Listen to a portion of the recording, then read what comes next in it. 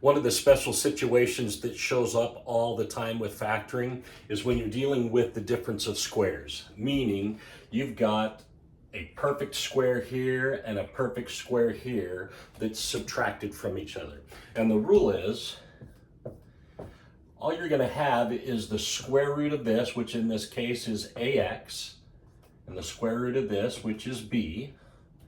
You're going to end up with x plus b, ax minus b. So square root plus, square root minus.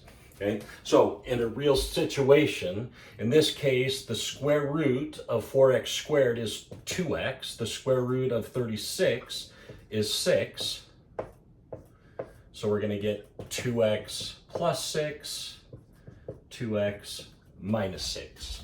Now, one of the things that you want to look for is it doesn't have to be an x squared. In this case, we've got an x to the fourth, but that has a square root. So the square root of this is 4x squared. The square root of this is 9. So we'll end up with 4x squared plus 9 and 4x squared minus 9. And just be aware, most of the time when you get problems like this, they say factor completely. And so one of the things you want to watch for is, you'll notice right here we have the difference of squares again. So we're going to do the same thing. Now we're going to bring this down because it doesn't work when you're adding. It only works when you're subtracting. So 4x squared plus 9. And then we're going to factor this one again. Square root of 4x squared is 2x. Square root of 9 is 3. So we're going to go plus 3 and minus 3. So in this case, we're factoring it down and we end up with 3 different binomials.